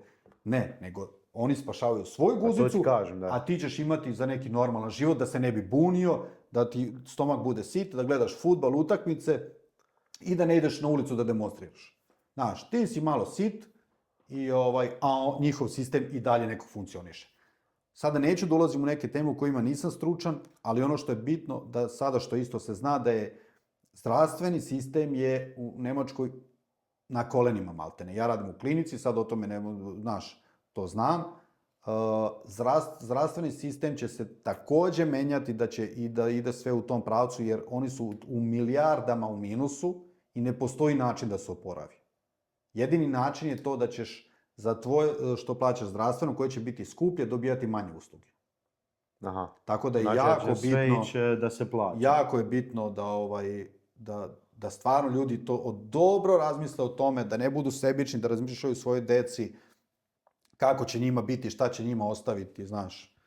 To zapravo koliko je, evo, mislim, to je, ja mislim, jako bitno. To je možda čak i svrha ovog mog podcasta, da, evo, zapravo, koliko je zapravo bitno naglasiti mladim generacijama, koliko će zapravo, pa evo, ne već i za 10 godina, nego za 5 godina, bit bitno da znaš posadit, znaš, imat malo kod kuće nekog krompira, luka, mesa, da znaš nešto napraviti sam, kužiš, da si zdrav, da vodiš brige od sebi. Nema bitnije. Ok, to je bitno i sad, ali viš ti to, sve što ti govoriš, ide u tom smjeru da zapravo će toliko čovjek ovisiti sam o sebi, da sam stvori, da sam drži svoju obitelj i sebe u tom nekom zdravom duhu. Da praviš neko mikro zajednicu. Ne samo investiranje, nego jednostavno da budeš ok, Dalibor i Karlo mogu, znaš, sami svoje 2 obitelji prehraniti, obući, napraviti drva za vatru, mesa ima, znaš. Ne moraju ići u trgovinu, ne moraju se brinuti, zdravi su, znaš. Da. Ja mislim Ne, razumem šta kažeš. Meni je, na primjer, su te 2 stvari bitne. Ja sad neću da idem baš toliko daleko da moj sin ne mora da ide u školu. Ne mislim toliko. Škola je okej, znaš. Ma okej, svi trebaju ići u školu. Što znaš. mora, to je... ajde, neću da preterujem. Ako moraš biti doktor, naravno da voli da biti doktor, da moraš u školu. Da. Ali na meni je da mu ja prenesem finansijsko znanje, znanje o biznisu i znanje o moralu, o porodici, o poštovanju, znaš, to su jako bitne stvari koje sve ovo ostalo ti je džabe. Ako to, pogotovo u današnje vreme. Sada se mi ne lažemo, znaš, kad pričaju kao u Nemačkoj, isto nećemo sad u tu temu, jer to je za YouTube tema malo, znaš, te moderna shvatanja, liberalna, znaš, tako to. Nije to nigde bolje, znaš. Da. Nije to ni dole. Sve što je loše dolazi dole kod nas svuda, tako da je na tebi da preneseš... Ja mislim da je to zapravo jako bitna tema, znaš. Nema to veze o čem pričamo, nego jednostavno... Znaš, te moralne vrijednosti, poštovanje. I taj biznis i investiranje, pogotovo poštovanje, mladi više ne znaju šta je poštovanje. Ako moj sin ne ustane nekom starijem u busu, onda ćemo imati veliki problem. Pa neće, mislim, da. Ovdje to ne radi, ja to znam, vidim šta je, kako je po ulicama, znaš, ali moj oče, verujem. Ne mogu da garantujem, ali... Došao mi je neki mladi ali na meni je da ga tome svemu naučim. I to radim, to mi je najbitnije. Ne smijem ni da ti kažem ko imam sad samo jednu ideju. To će žena da mu ubije sad. I čuću u ovom sad tvom podcastu. Sad ću ti samo reći ovu stvar. Doručak, vikend, kuvamo palentu, slaninice i sve to okej. Ali imam jednu ideju, sad ovo uopšte nije, ti ćeš biti prvi sad koji to čuo si moje žene, a s njom se već borim par nedelja, ali mislim da krećemo za 2-3 vikenda. Svaki petak uveče, mislim da će biti petak, sad nismo uzeli dan, ćemo na sat vremena uveče da isključimo struju. Ja ću isključiti struju, komplet osigurača, glavni osigurač, i nas troje, sin ima 4,5 godine, upalimo lepo sveću i da sedimo, da pričamo, da čitamo knjige, da vidimo da je nešto možda malo teško, jer ja sam odrastao u malo tom nekom teškom sistemu i ja mislim da je nama ovdje sad polako sve to potaman, da prestajemo da cenimo to što imamo. Da. I stvarno mi je cilj samo u tih sat vremena da pre svega moj sin, ali da ti kažem isto i mi i ja, da se malo podsjetim i da se zahvalim onom gore na svemu što imam. Od zdravlja, od porodice, od toga da ja legnem, da ja nemam problema, Karlo, u životu. Nikakvih, ne samo financijski. Izgubili smo svijest na tim temeljnim to mi je bitno. Nema, sedimo, upalimo sveću, nema strujema, ništa, se gledamo. Šta ćemo sad malo? Nebitno, možemo se svađamo, da pričamo, da nema veze. Ali malo da se setimo, pa kad dođe struja, hvala ti na ono što imam, znaš. Pa hvala što mogu da skuvam kafu, znaš. Ali neću sad dugo, pričamo o financijama, da ne ode malo u drugu temu. Ali javit ću ti kako prolazi moj Mislim da je ovo što smo htjeli proći, ovo kripto, ETF-ovi. Rekao si mi za dete, evo samo da kažem. Hoćeš to, si me pitao za investiranje za decu. Može, da. Evo, to da, samo, da. za decu jako bitno, ja ću reći kako ja to radim. Ovo što sam napisao, dva načina, ili preko ETF polise, sjajna stvar, moram da kažem stvarno. Tu je najbolja stvar, velika je prednost u odnosu na brokera, jer tu ne ide odmah na detetovo ime. Na brokeru ide odmah na detetovo ime i tu je gotovo. Tu nemaš više pristup. Može moj sin da bude sa 18 godina neka bitanga i odoše pare. Može se desiti. Nema tu garancije. Okay. To je na njegovo ime. Kako ja radim? Ja ulažem na oba dva. Na broker ulažem na njega, ali samo jedan mali deo, što je sada već na njegovo ime, što je gotovo, da bi on učio. Tu će dobijati znanje, malo novca i znanje. A drugi deo je na ETF polisi, koji ja prepisujem na njega sa 18 godina ako ja budem hteo. A ti odlučuješ? Ja odlučujem. Aha. Tako da mora dobro da razmisli da li će i koliko će da se... Tako je. Ili će da, ako si bitanga, burazeru, vrata, vozi, evo ti ovo malo što imaš na tvoje ime i to ti je bilo to. Nadam se da neće biti, ali eto, za to je dobro. Što se tiče deci investiranja, to je stvarno jedna sjajna stvar, znaš. Ima tu puno, ne mora to biti samo dodatna penzija, privatna penzija, da li ćeš da finansijska sloboda, da li ćeš da investiraš u dividende, da ti plaćaju jedno letovanje besplatno za tvoju porodicu. Razumeš li? To nije lepo. Ti svake godine hiljadarka legne od dividendi i idete na more, na primjer. Puno tih stvari. Za decu, pa ja sam već 50, ti si mlađi. Šta ima lepše kad ja sad investiraš jedan deo za neko nasledstvo?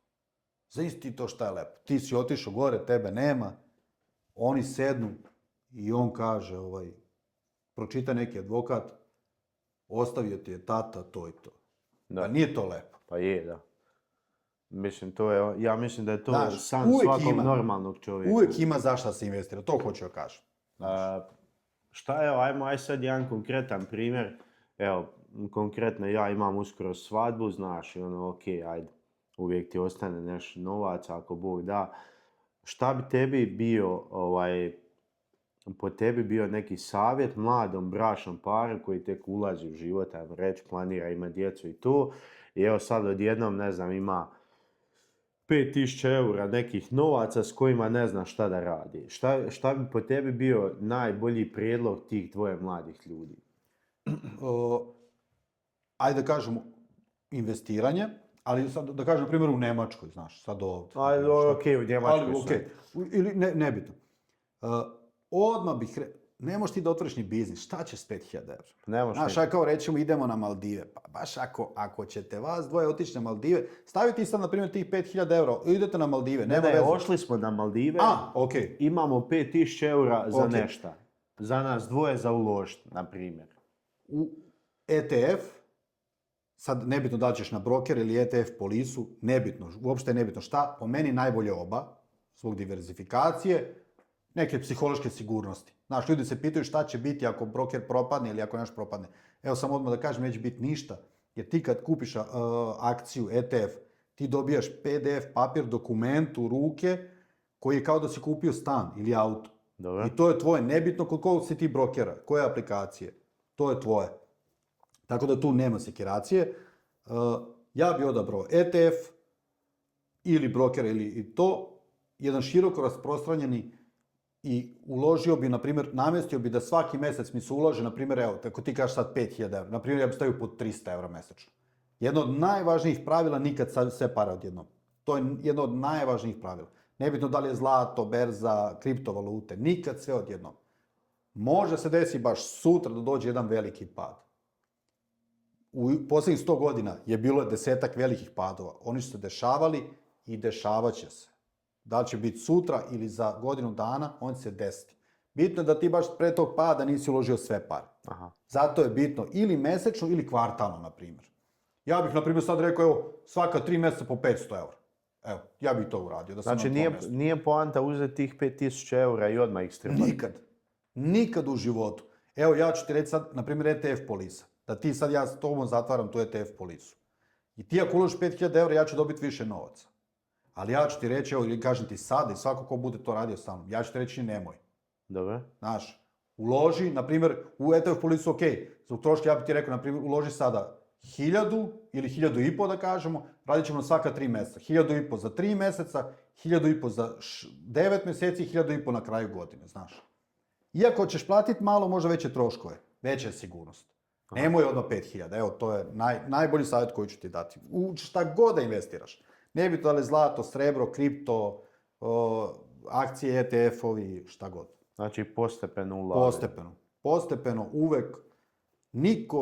Taj se nije rodio koji je pobedio tržište, pobedio berzu. To je jednostavno psihologija, znaš.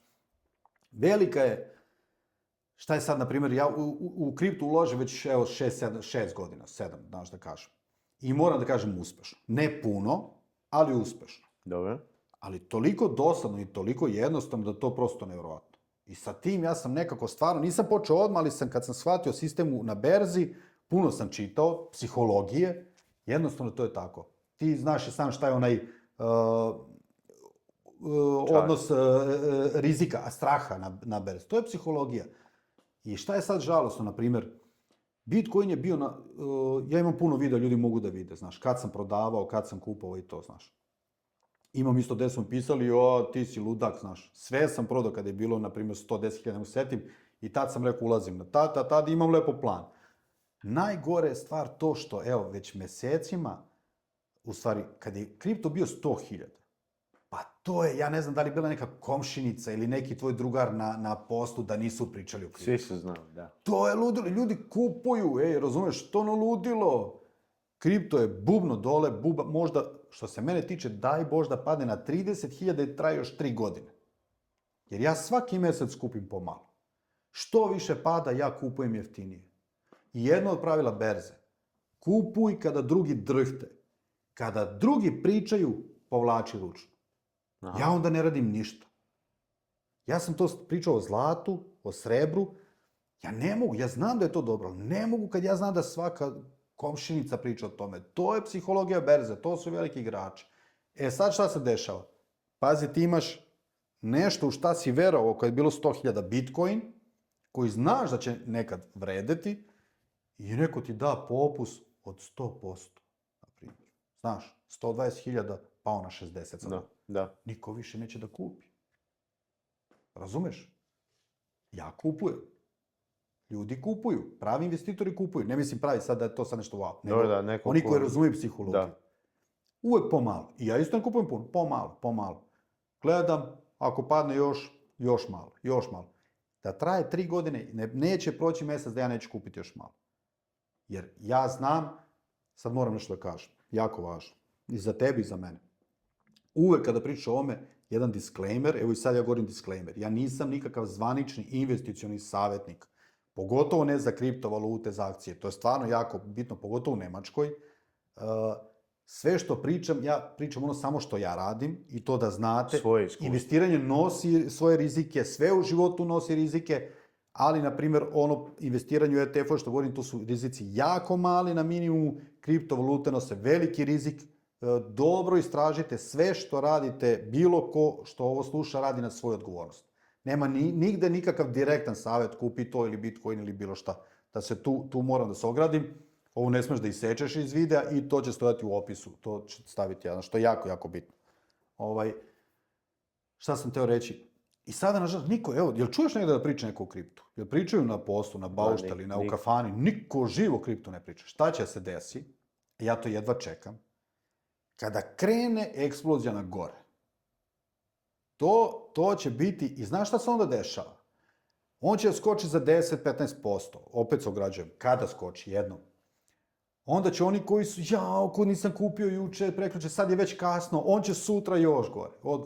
Ode Bitcoin na 150-180 hiljada, onda ja počinjem da vadim ponovo plus, štekam lovu, izvadim sav plus, čekam da opet padne, opet uđeš.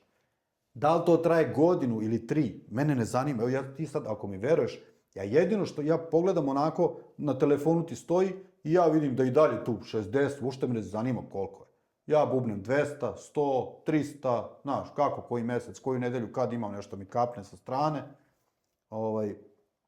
Evo, to je bio taj neki savjet, izvini, apropo, nikad sve para odjednom. Sad smo otišli skroz daleko. Dobro, ali da se razumemo, u ništa drugo osim u kvalitetan ETF na sigurnoj aplikaciji po pravilima, dugoročno. To si rekao za mladi bračni par. Dobro. Šta bi po tebi bio kvalitetan ETF? Kvalitetan ETF, to su ti, da ti kažem, bez ikakve mudrolije imaš 3 ETF-a koja svi treba da znaju i tu ne moraš nikakva mudrolija. Postoje 3 stvari. Svi su u stvari čuli za S&P 500. Dobro. Aj sad.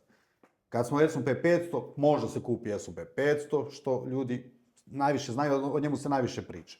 Možeš slobodno za nekog kog ne zna objasniti Objasnit ću. slobodno, da. Samo da kažem koji su, pa ću objasniti. Evo imamo S&P 500, imamo MSCI World, to je kao svetski ETF, koji nije baš svetski, ali to ću objasniti. Imamo EM, evo dok ljudi samo zapamte EM, to znači zemlju u razvoju. Dobro. I imamo dividende. Evo da kažemo 4 ETF-a. I sada svako može da, svako koga zanima, svugde gde god se ukuca uvek izađu tih prvih najpoznatiji. Sad kažemo, na primjer, ako samo jedna mala onako između, ako neko kupuje S&P 500, ti ako ukucaš na brokeru S&P 500, on će ti izbaciti 10-ak različitih, znaš. Dobro. Ali to su samo različiti proizvođači. Sad kao što bi, kad bi auto gledao, da li je Mercedes, BMW, znaš. Ali je S&P 500 proizvod je isti, znaš. Dobro. E sad, da ne idem ja sad toliko puno daleko, ali ja govorim o ETF-ovima, ne govorim o indeksima, to je nešto drugo. Ali najjednostavnije, kad uđeš u aplikaciju ili preko ETF polisaš, kažeš hoću ETF S&P 500 ili MSCI World ili EM ili neki za dividende. Dobro. S&P 500 ETF znači sad samo ukratko za one baš početnike. Ti ne kupuješ jednu firmu, ti kupuješ, na primjer, u ovom slučaju 500 ili 1000, 1500 svih najvećih firmi, na primjer, na svetu po jedan mali deo. Dobro. I tu je verovatnoća da to propadne ravna nuli. Apple, Microsoft, McDonald's, sve što smo rekli, ti si kupio sa jednim malim proizvodom sve svetske firme. U S&P 500 kupuje onaj ko preferira Ameriku. U S&P 500 se nalazi u tom malom produktu 500 najjačih američkih firmi. MSCI World, oni tu kažu kao world svet, svetske firme. Ali nažalost nisu to svetske baš sve firme. Tu su onako jako malo ima Kine ili čak uopšte nema Kina, Istok i tako Tajvan i te neke zemlje. Tu onda dolazi taj treći ETF EM, zemlje u razvoju.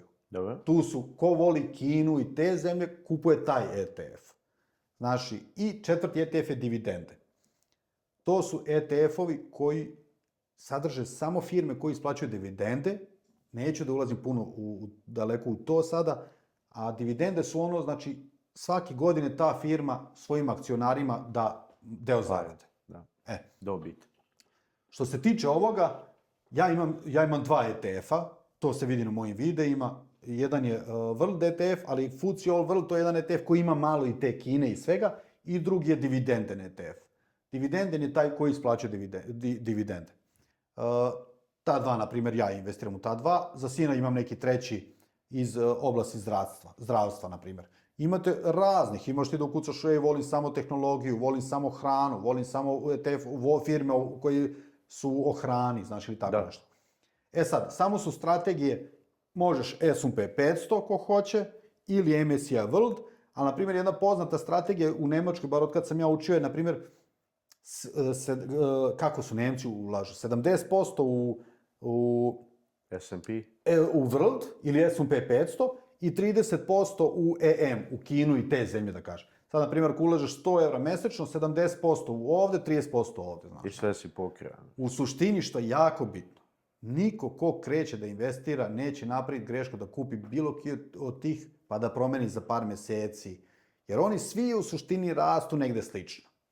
Ima tu tehnološki Nasdaq rastu malo više, ovi malo manje, ali sa ovim nekim osnovim, kogod da odabere neki od tih, dugoročno bitno da radi to po pravilima, da je to neki od tih, ne sve pare odjednom, ne pozajmljuj pare nikad u životu da bi investirao. Investiraj samo novac koji ti ne treba, proverena aplikacija, puno ima tih nekih sitnih, važnih pravila, ali toliko su laka da je baš oni prave razliku da li će biti uspešan ili ne.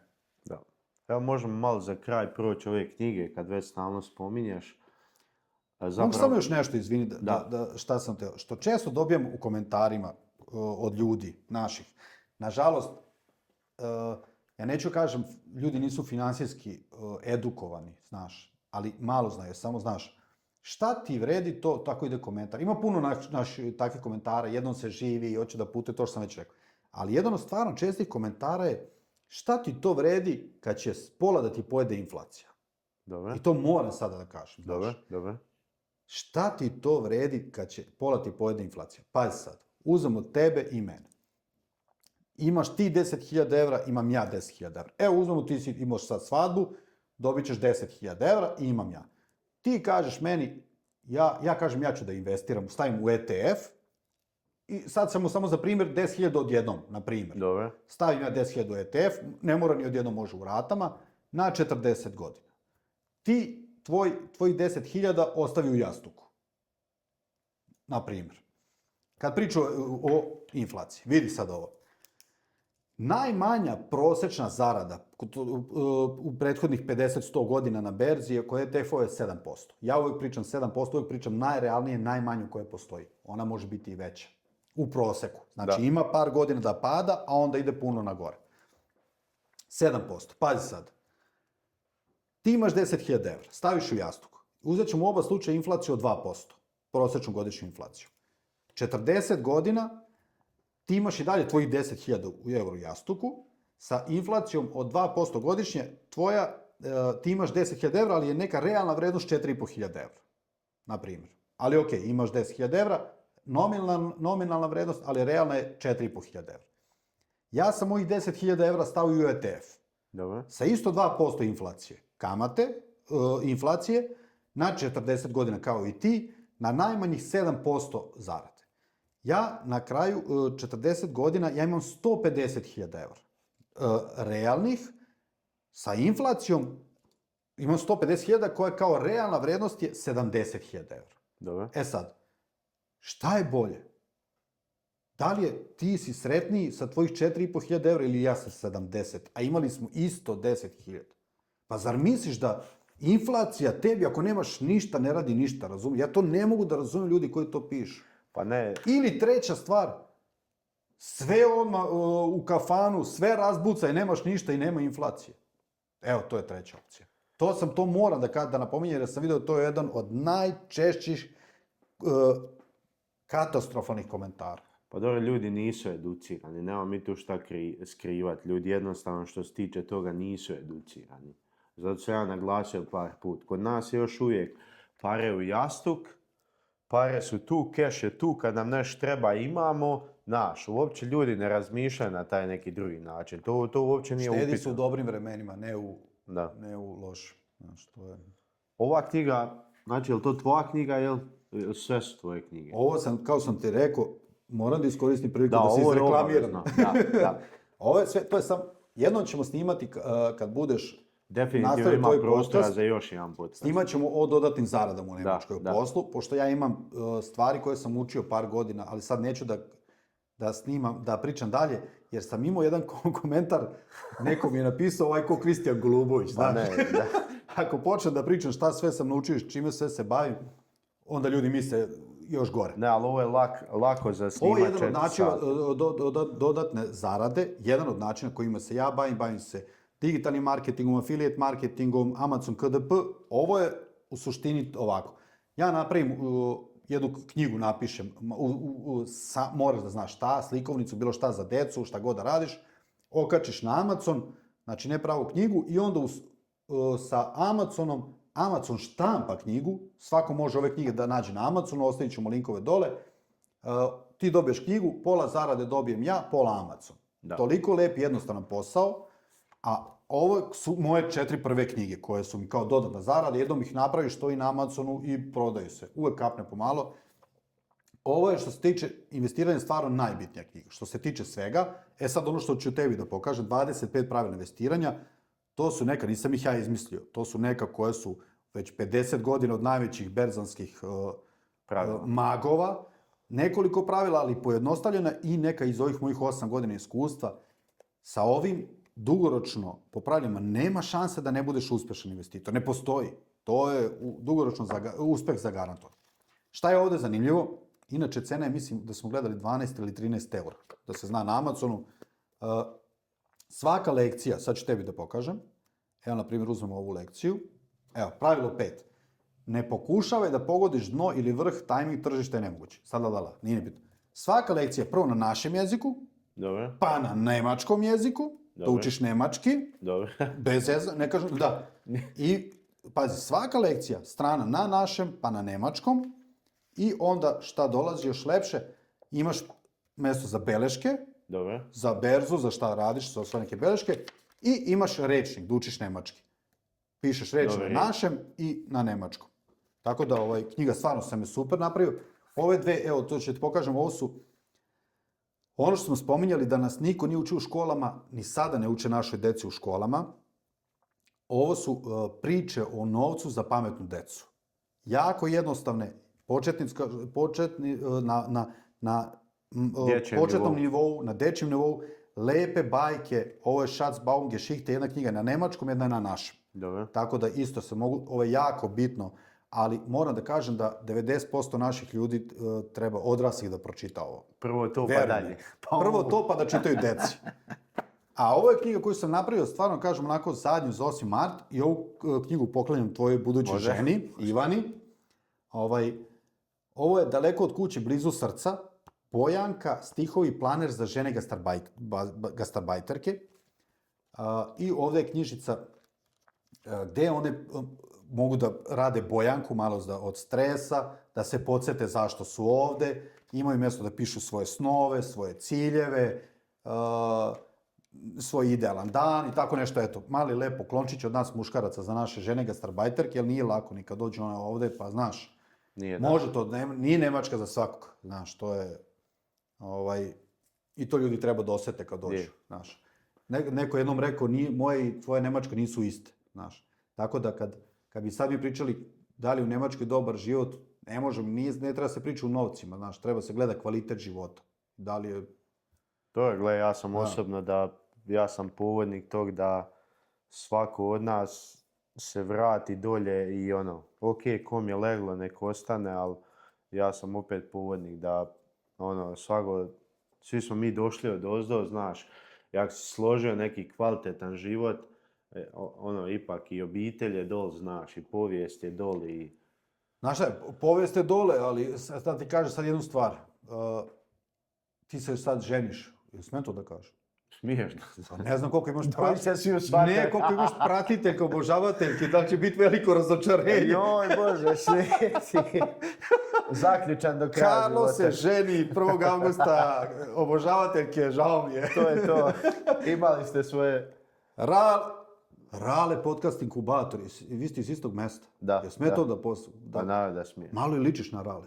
Pozdrav, Rale. Rale. Dođeš u podcast. Za par godina stižeš kod Karla u podcast. Šta se da kažeš? Da. Znaš šta ću ti reći sad tu?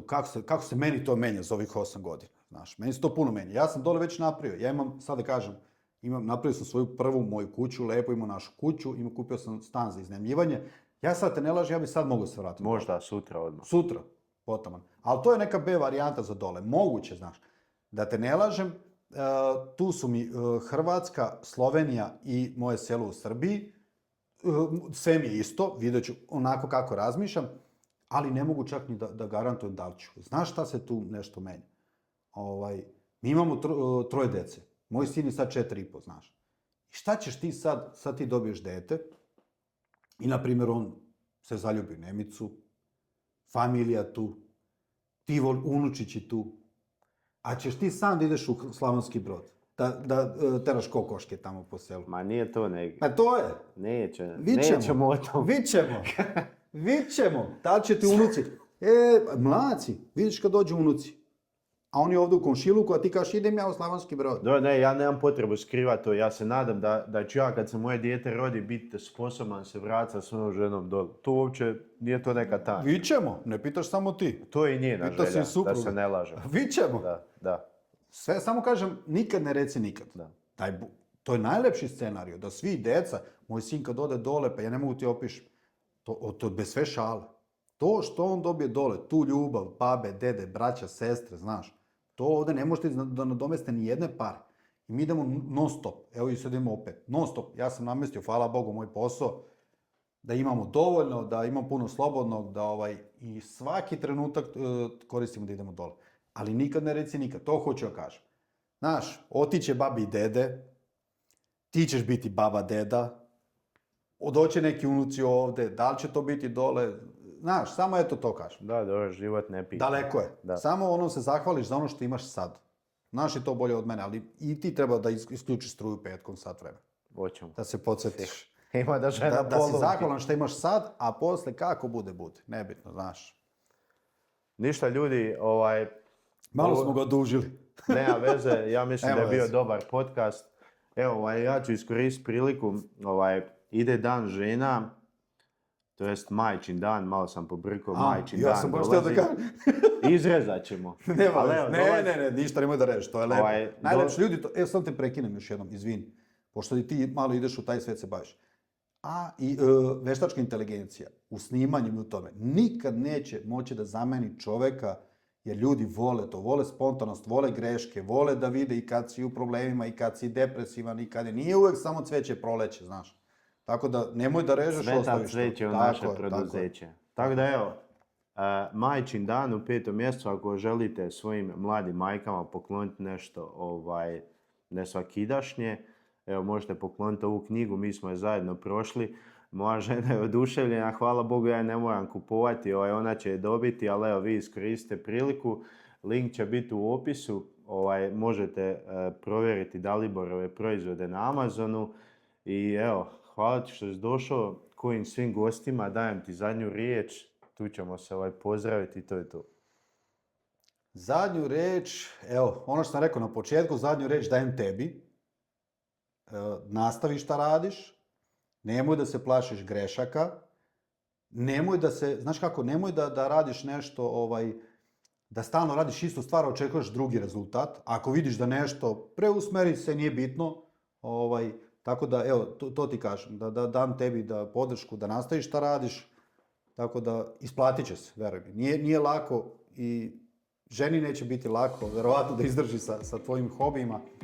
Želim ti svako dobro, svu sreću i evo, ako Bog da, snimit ćemo još jedan, Hoćemo sigurno. možda na godinu, još jedan podcast. Možda u Slavonskom Brodu ili kod Raleta u podcast inkubatoru. Svi zajedno. Ništa ljudi, to je to, zapratite Dalibora, zapratite Karlocast, preplatite se da i ja mogu nešto investirati u budućnosti. To bi bilo to za ovu epizodu, pozdrav, budite zdravi, čao. Ćao.